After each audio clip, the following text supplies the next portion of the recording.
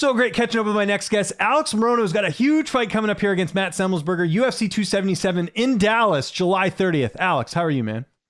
Good, good. You just catch me after a hard session, so man, I'm feeling good. Happy to be sitting down and kind of catching my breath.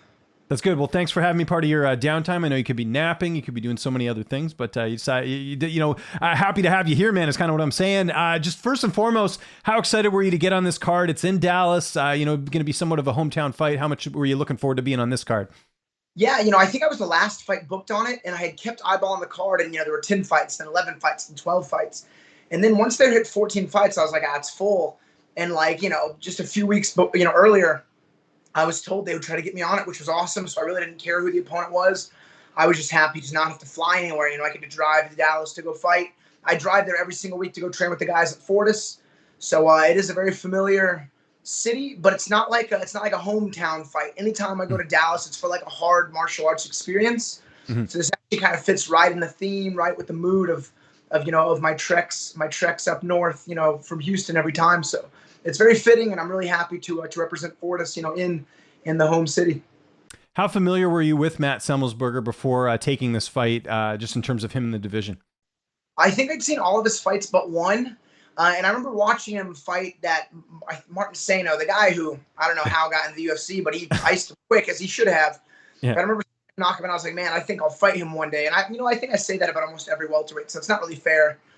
But I was pretty sure we would cross paths. The guy does seem like he's a super hard worker.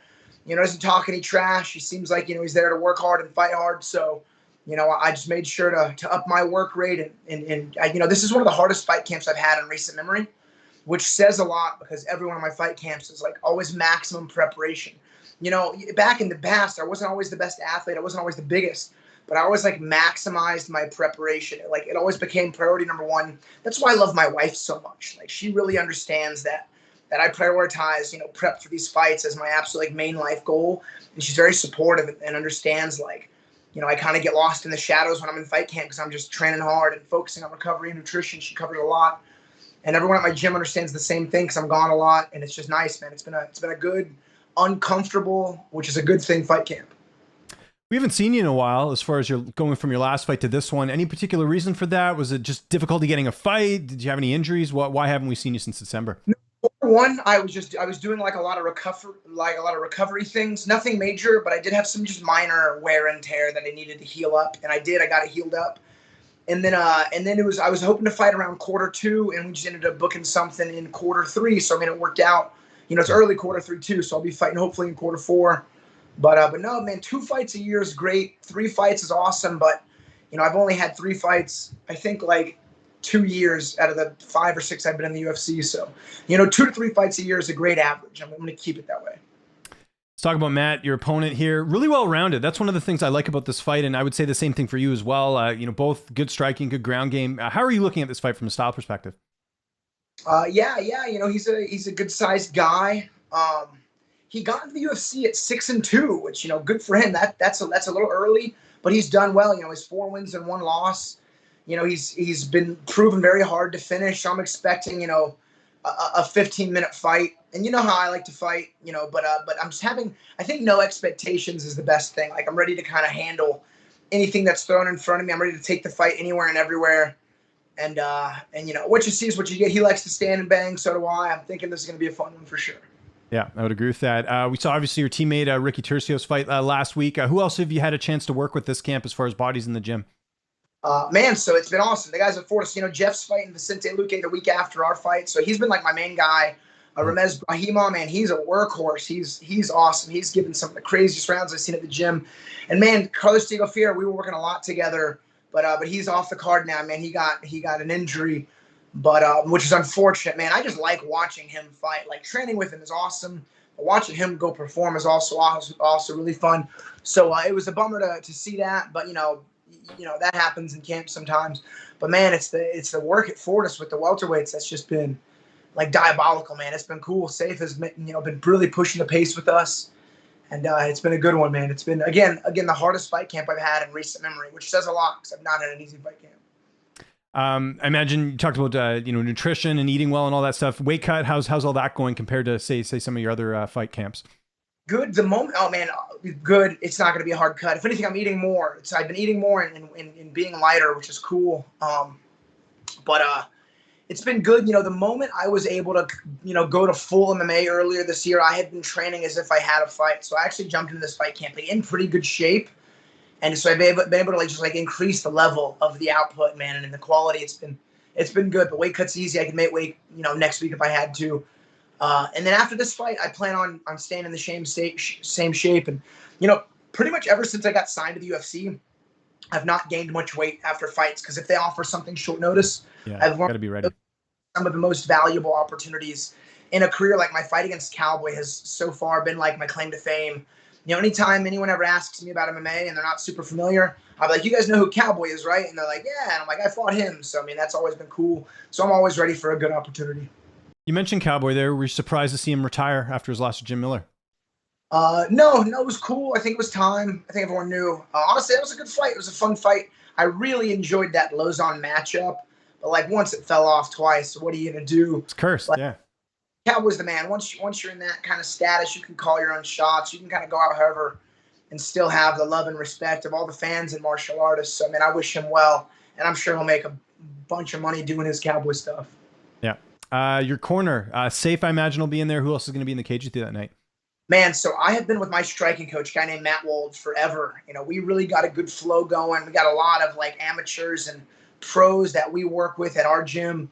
So he'll be second in command. And then my warm-up partner, my training partner, Jake Heffern, and he's 8-3 as a pro. He's actually fighting August 14th for Fury.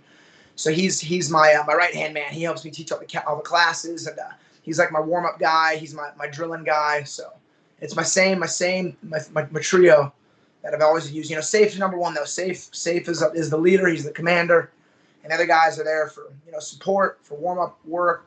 But Safe he's the man. How's this fight playing out on July 30th? I'm always shooting for a finish. Ideally on the feet. I love standing and trading. But Semelsberger, he's proven to be durable. He's taken some big shots. He's been stuck in some subs. So I don't know. Every time anyone ever interviews me, I know it gets boring, but I like a third round finish. I plan on going, deep in the fight, and I always look for the finish. I'm not looking to win decisions, but I'm expecting this fight to be gritty. I expect it to go everywhere and nowhere. It's one of those fights. It's just going to be just a classic high level MMA fight. I don't want to get any expectations and then get thrown off. So man, I expect us to strike, and if he shoots, we'll do some wrestling and all that fun stuff. You have a couple more fights in your contract, right? I was trying to remember because I feel like you signed a new contract recently, right? Yeah, so I took the 2 short notice fights last year, and then I got re-signed to fight Mickey Gall. So this is my second fight on a 4-fight deal. That's right. Cool. Well, that's good. So lots of fights left. And I imagine you want to get one more in after this, if possible. I know you kind of, it's got to be the right fight, right matchup and everything. Is that kind of what you're looking at scheduling-wise? Yeah, man, I'd like 2 fights or 3 fights a year for 6 more years. I've been in the UFC 6 years now. I'd love another 6. I'd love another 15 fights, but yeah, I never look past a fight ever. So I'm going to fight on the 30th, do my job, win the fight, and then look to schedule something else. But contrary to popular belief, man, I'm very happy with what the UFC's paying me. MMA gods be just. I get a win, I get a bonus. I'm looking at $250,000. So I am not happy. I'm not unhappy at all. I'm getting paid well. I'm 5 contracts deep. Sean Shelby's always giving me so many opportunities. And one of the best things, one time, I was negotiating for a contract, and we were going to ask for a certain amount of money. But Safe was like, let's see what they offer. And they offered more than what I was going to ask for. So, those guys have always done their job on my end.